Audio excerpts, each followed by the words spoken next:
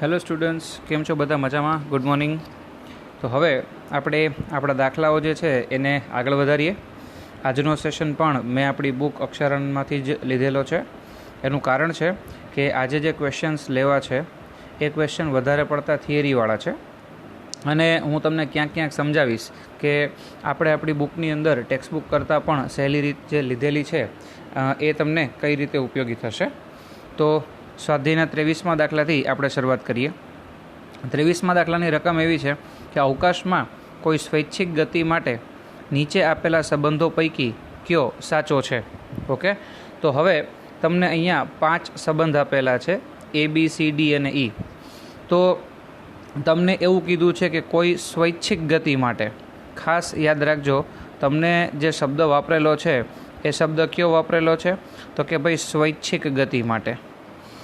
આવો એક દાખલો આપણે ચેપ્ટર નંબર 3માં જોયેલો હતો, જેમાં પણ તમને કેટલાક સમીકરણો આપેલા હતા ચેપ્ટરના એન્ડમાં, જ્યાં સ્વાધ્યાય પૂરું થતું હતું. આઈ થિંક 32મો દાખલો કેમ હતો. હવે ત્યારે પણ આપણે કીધું હતું કે તમારા જે ખાસ સંબંધો છે, બરાબર, જેવા કે આ V બરાબર V0 પ્લસ AT, આ તમને યાદ છે, V બરાબર V0 પ્લસ AT, D બરાબર V0T plus half AT square, V square minus V0 square બરાબર 2AD. અને એક હજી ખાસ સંબંધ હતો, અને એ ખાસ સંબંધ એટલે જો તમને યાદ હોય તો થિયરી વખતે આ સરેરાશ V એના બરાબર આ V1 વત્તા આ V2 અને છેદમાં 2. આ જે સંબંધો છે 4, એ તમારા માત્ર અને માત્ર નિયમિત પ્રવેગી ગતિ એટલે કે અચળ પ્રવેગી ગતિ માટે જ સાચા છે, બીજા માટે સાચા નથી. આટલી બાબત યાદ રાખજો. હવે અહીંયા આપણને 23મા દાખલામાં જે ગતિ આપેલી છે એ 23મા દાખલામાં આપણી ગતિ કેવી છે? સ્વૈચ્છિક ગતિ. મતલબ કે એના માટે પ્રવેગ એ અચળ હોય, પ્રવેગ એ અચળ હોય એવું જરૂરી નથી. જો પ્રવેગ એ અચળ હોય એવું જરૂરી ન હોય તો પછી આપણા નિયમો છે એ લાગુ પડશે નહીં, આપણા જે સૂત્ર છે એ લાગુ પડે નહીં, કારણ કે આપણા સૂત્ર માત્ર અને માત્ર નિયમિત પ્રવેગી ગતિ માટે સાચા છે. તો હવે જે છે એ આપણી ચર્ચાને આગળ વધારીએ. પહેલું, V સરેરાશ એના બરાબર 1/2 VT1 વત્તા VT2. તો આ સમીકરણ કોના જેવું છે? આ સમીકરણ એટલે આ V સરેરાશ એના બરાબર એક આવે V1, એક આવે V2 અને છેદમાં 2. આના જેવું છે. તો આપણે વાત કરેલી જ છે કે આવું સમીકરણ છે એ ક્યારે સાચું હોય? જો તમારી ગતિ જે છે એ નિયમિત પ્રવેગી હોય તો. પણ દાખલામાં આપણને શું કીધું છે? સ્વૈચ્છિક ગતિ. એનો મતલબ એ લાગુ પડે નહીં. ઓકે, ચાલો વાંધો નહીં. બીજું જોઈએ. બીજું જે તમને આપેલું છે એ છે V સરેરાશ એના બરાબર RT2 માઇનસ RT1 છેદમાં T2 minus T1. Chapter number 3માં મેં તમને કીધું હતું કે V સરેરાશ એના બરાબર x2 માઇનસ x1 છેદમાં T2 માઇનસ T1. આ સમીકરણ સ્વૈચ્છિક ગતિને પણ લાગુ પડે અને નિયમિત પ્રવેગી ગતિ હોય તો પણ લાગુ પડે. આવું મેં તમને 3જા ચેપ્ટરમાં સમજાવેલું હતું. તો અહીંયા ખાલી ફરક શું છે? Vની બદલે સદિશ V છે. x2 જે છે આ x2 એની બદલે R2 છે. આ x1 છે એની બદલે R1 છે. એનો મતલબ કે આ જે સમીકરણ છે તમારું B, તો સમીકરણ B એ બધાને લાગુ પડશે. મતલબ કે કોઈ સ્વૈચ્છિક ગતિ હોય તો પણ લાગુ પડે, અને જો નિયમિત પ્રવેગી ગતિ હોય તો એને પણ લાગુ પડશે. સોરી. તો આ બંને પ્રકારની ગતિઓને સમીકરણ તમે લાગુ પાડી શકશો. તો હવે અહીંયા B નામનું જે સમીકરણ છે આ એ નિયમિત પ્રવેગી ગતિ અને સ્વૈચ્છિક ગતિ બંને માટે સાચું છે, જ્યારે પેલું જે છે એ શું થશે? ખોટું. હંમેશા મિત્રો સોલ્યુશન પહેલાં જોવાની ટેવ ન રાખો. પહેલાં તમારી રીતે ચેક કરો કે તમને જવાબ એમને આવડે છે કે નહીં. ચાલો C. સી જોઈને તરત ખબર પડી જશે, આ સમીકરણ v બરાબર v0 પ્લસ એટી પ્રકારનું છે અને v બરાબર v0 પ્લસ એટી આ સમીકરણ ક્યારે લાગુ પડે કે જો પ્રવેગ એ અચળ હોય તો. પણ અહીંયા ગતિ જે છે એ ગતિ કેવી છે તો કે ભાઈ અહીંયા ગતિ સ્વૈચ્છિક છે, તો સી નામનું સમીકરણ પણ સ્વૈચ્છિક ગતિને લાગુ પડે નહીં. સી સમીકરણ માત્ર અને માત્ર અચળ પ્રવેગી ગતિને જ લાગુ પડશે. બરાબર. ચાલો ત્યાર પછી ડી. તો ડી નામનું જે સમીકરણ છે એ શું છે? આર ઓફ ટી, એટલે કે આર એના બરાબર R0 plus V0 T plus half AT square, આવું છે. તો હવે આ સમીકરણની અંદર શું છે તો કે આપણે એક આવું સમીકરણ જોઈ ગયેલા હતા કે ડી એના બરાબર D0 પ્લસ V0 ટી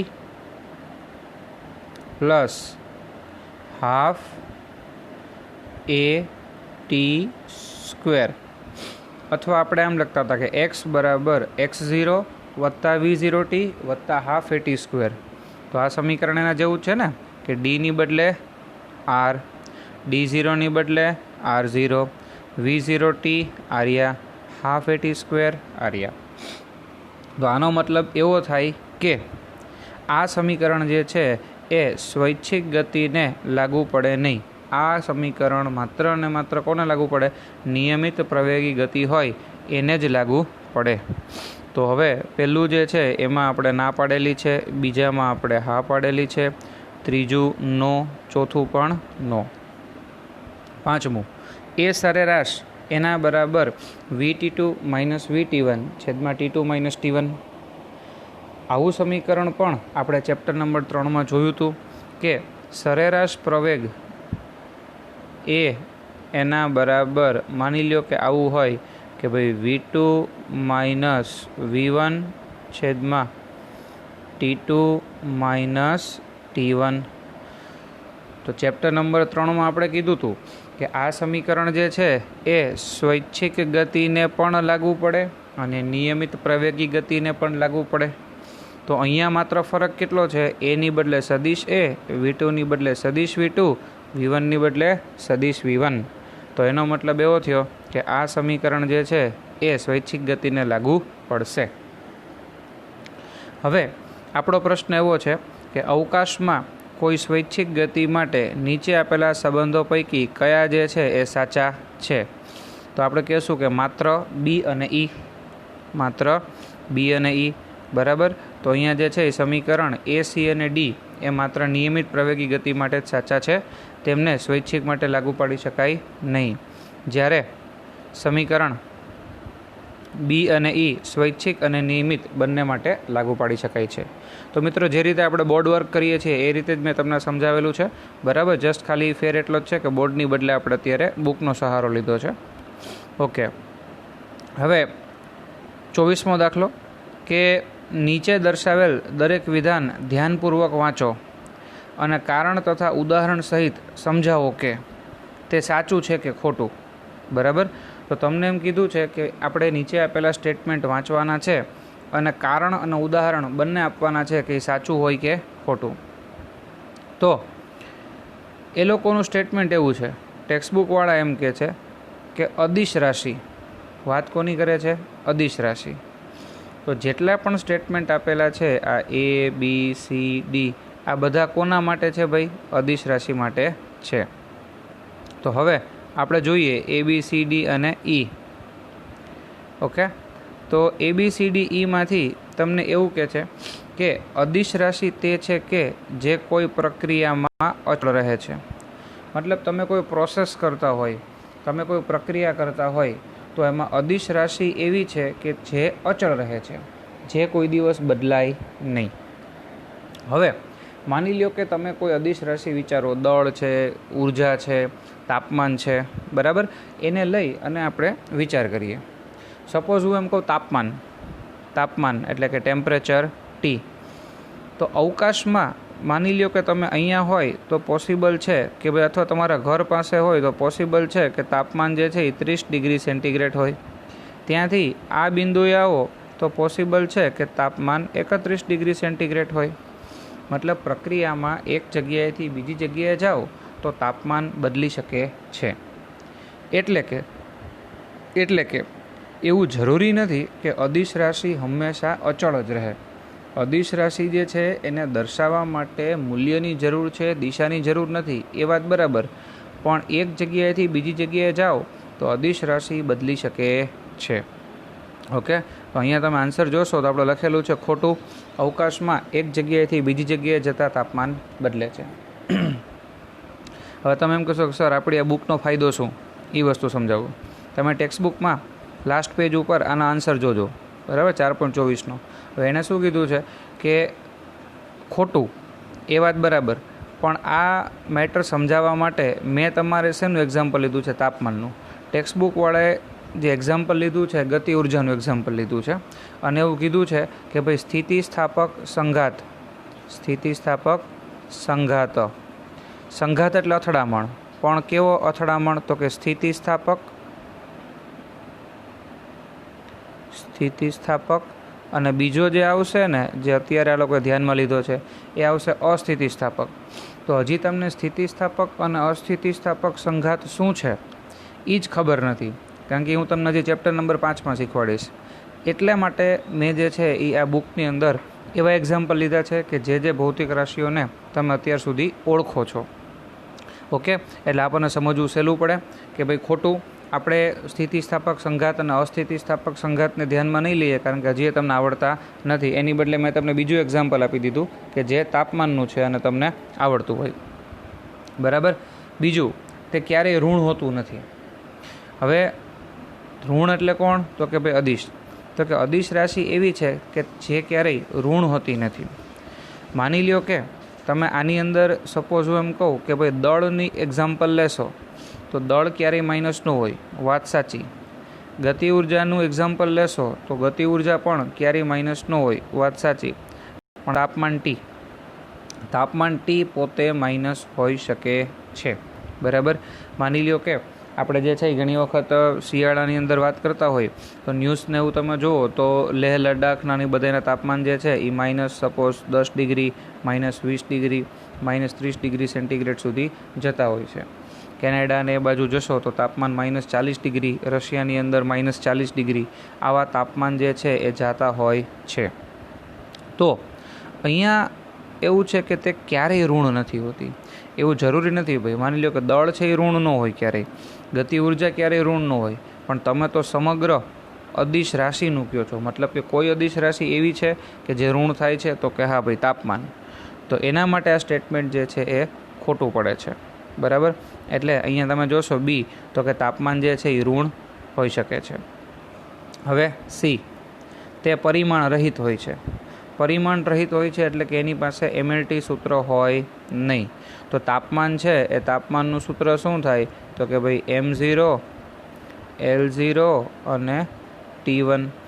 તો તાપમાન નામની જે ભૌતિક રાશિ છે એની પાસે તો પરિમાણ પણ છે, અને તાપમાનનું પારિમાણિક સૂત્ર શું થાય? M0, L0, T1. ઓકે, તો અહીંયા જે છે એ સી જે છે એનો જવાબ શું આવશે કે ખોટું. તાપમાન જે છે એને પરિમાણ છે.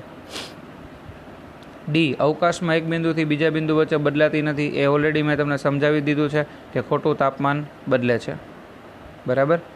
તે દરેક અવલોકનકાર માટે એક મૂલ્ય હોય છે, પછી ભલે તેના યામાક્ષોના નમન જુદા હોય.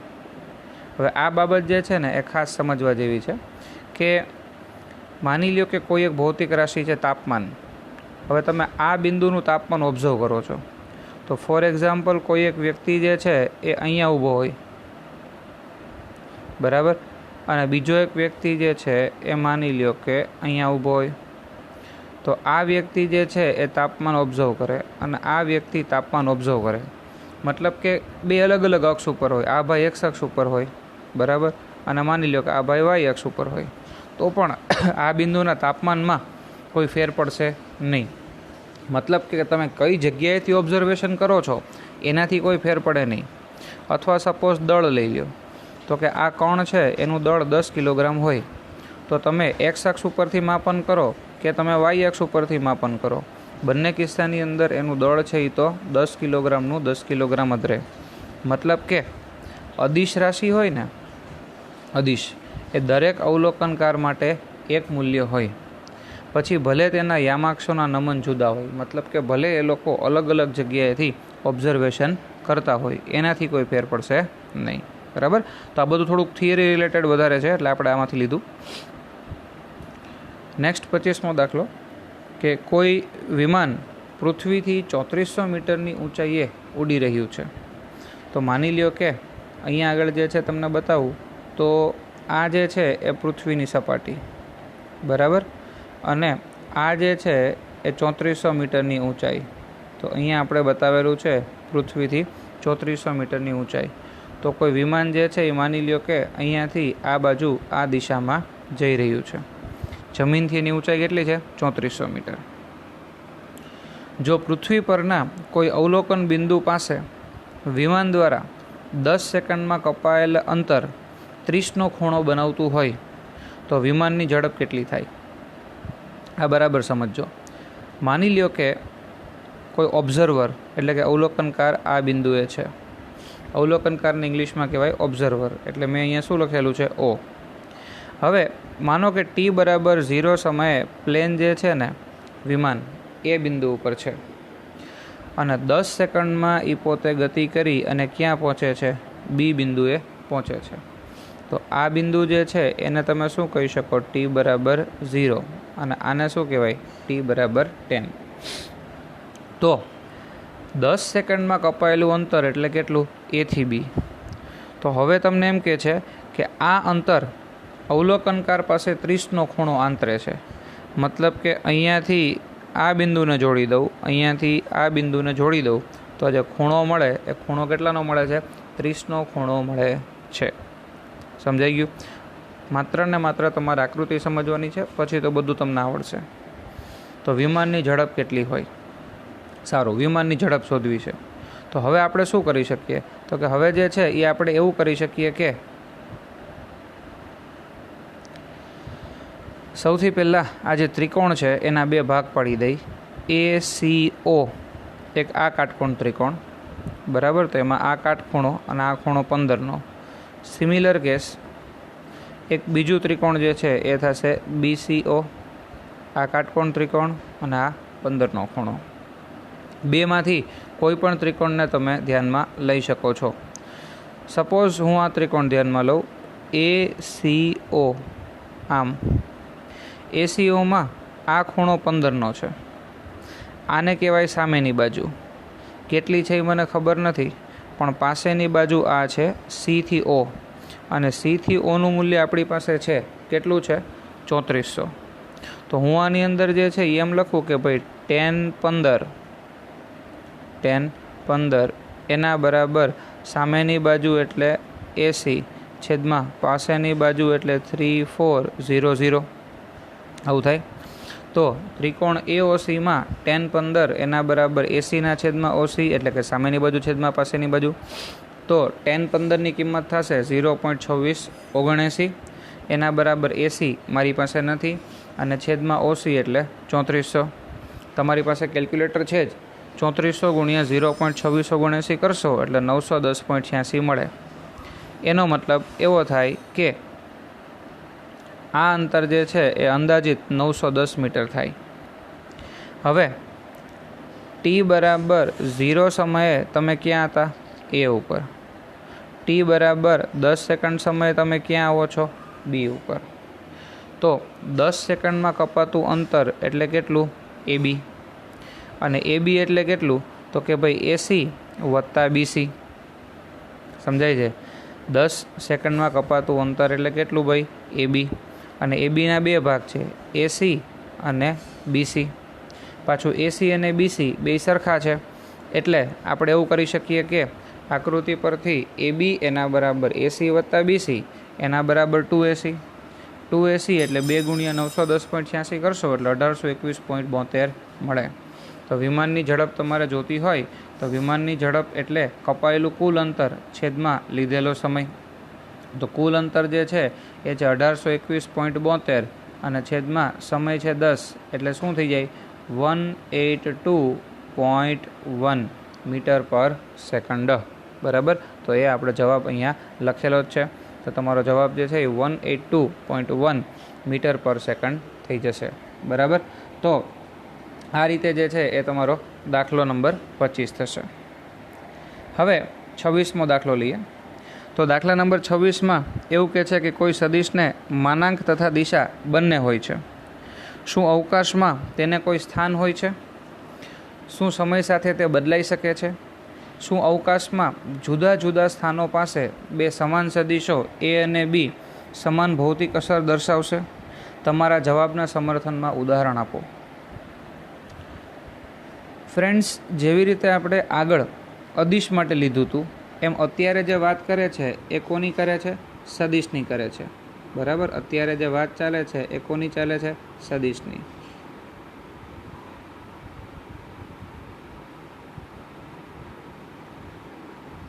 તો કોઈ સદિશ છે એને માનાંક અને દિશા બંને હોય છે. તો સદિશ રાશિ આપણે કોને કહીએ છીએ? તો કે જેની પાસે માનાંક અને દિશા બંને હોય એને સદિશ કહેવાય. તો શું અવકાશમાં તેને કોઈ સ્થાન હોય છે? બરાબર. બીજું, શું સમય સાથે સદિશ બદલાઈ શકે છે? આવું બધું પ્રશ્ન જે છે એ તમને પૂછે છે. તો હવે પહેલો પ્રશ્ન એવો છે કે ભાઈ અવકાશમાં તેને કોઈ સ્થાન હોય છે? તો આપણે આપણા અભ્યાસમાં જે સદિશો છે એ બધા સદિશો કેવા લીધા છે? મુક્ત સદિશો. મુક્ત સદિશ એટલે શું? તો પાછું તમને યાદ કરાવી દઉં. જો તમને યાદ હોય તો મેં કીધું હતું કે કોઈ સદિશ આવી રીતે હોય, બરાબર, તો તમે એને આમ કોઈ પણ જગ્યાએ જે છે એ આવી રીતે ડ્રો કરી શકો છો, પણ એનું નમન ન ફરે, આવી રીતે ન ચાલે. બરાબર. પણ એને પોતાની જગ્યાએથી તમે ખસેડી શકો છો, પણ એનું નમન, ઓરિએન્ટેશન, એંગલ, ખૂણો બદલાવવો જોઈએ નહીં. બરાબર. એટલે અહીંયા તમે કહી શકો છો કે ભાઈ આપણા અભ્યાસમાં આવતા સદિશો છે એ મુક્ત સદિશ હોવાથી તેમનું સ્થાન નિશ્ચિત નથી, પરંતુ તેનું મૂલ્ય નિશ્ચિત છે. મૂલ્ય નિશ્ચિત શું કામ છે? મૂલ્ય નિશ્ચિત એટલે છે કે સદિશ જો આટલો હોય મોટો, તો પછી તમે અહીંયા આગળ આવો સદિશ ન દોરી શકો. બરાબર. જેટલી લંબાઈ આ સદિશની છે એટલી જ લંબાઈવાળો સદિશ તમે અહીંયા મુક્ત સદિશ દોરી શકો છો. ઇવન તમે આમ લાંબો સદિશ પણ દોરી શકો નહીં. આ બંને મેથડ ખોટી છે. તો આપણા અભ્યાસમાં આવતા સદિશો મુક્ત સદિશ હોવાથી તેમનું સ્થાન નિશ્ચિત નથી, પરંતુ મૂલ્ય નિશ્ચિત છે. સદિશો સમયની સાથે પોતાનું મૂલ્ય બદલી શકે છે? હા કે ના? તો ભાઈ હા, એ બદલી શકે છે. કેમ ખબર પડશે? તો v બરાબર v0 પ્લસ at સૂત્ર મુજબ તમે જોઈ શકો છો કે ભાઈ વેગ તમારો બદલાઈ શકે છે. ઓકે. તો આ બધું જે છે. અને શું અવકાશમાં જુદા જુદા સ્થાન પાસે બે સમાન સદિશો એ અને બી એક સમાન ભૌતિક અસર દર્શાવશે? તો કે ના, એવું જરૂરી ન હોય. બરાબર. તો કોઈ એક બિંદુ પાસે બે સદિશોની અસર છે એ જુદી જુદી પણ હોઈ શકે છે. ઓકે. હવે 27મો. આ બધા થિયરી રિલેટેડ દાખલા છે, એટલે માત્ર આને સમજી અને આપણે સરસ રીતે ડિસ્કશન કરવાનું છે. એક્ઝામમાં તમને પૂછાય તો તમે મેં જે એક્ઝામ્પલ આપેલું છે, સપોઝ સદિશનું મૂલ્ય બદલાય v બરાબર v0 પ્લસ at, એની બદલે તમે અન્ય કોઈ એક્ઝામ્પલ પણ આપી શકો છો. ચાલો, આજનો છેલ્લો દાખલો, 27મો દાખલો. કોઈ સદિશને માનાંક અને દિશા બંને હોય છે. તો શું એનો અર્થ એવો થાય કે જેને માનાંક અને દિશા બંને હોય તે સદિશ જ હોય? આવો પ્રશ્ન પૂછે છે. કોઈ વસ્તુનું પરિભ્રમણ ભ્રમણાક્ષની દિશા તથા કોણીય સ્થાન વડે દર્શાવી શકાય છે. શું તેનો અર્થ એવો થાય કે કોઈ પરિભ્રમણ એક સદિશ છે? હવે બંને પ્રશ્ન એક જ છે.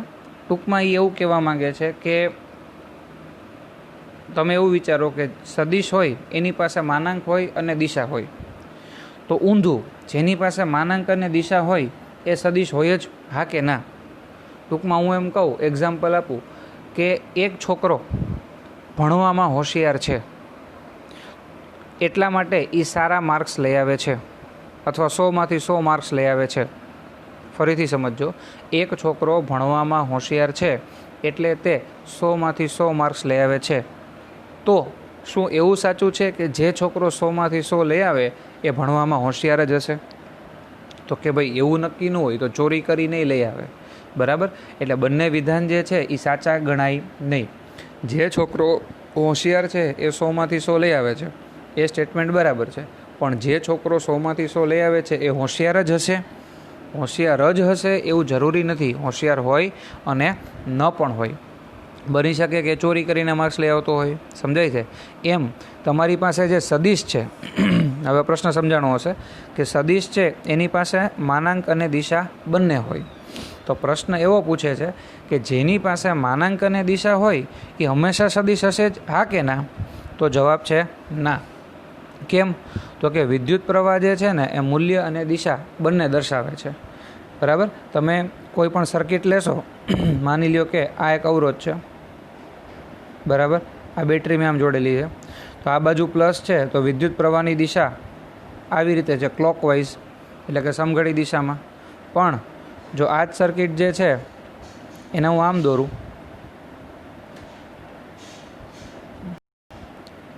તો વિદ્યુત પ્રવાહની દિશા જે છે એ એન્ટી ક્લોકવાઇઝ દિશામાં જતી રહે.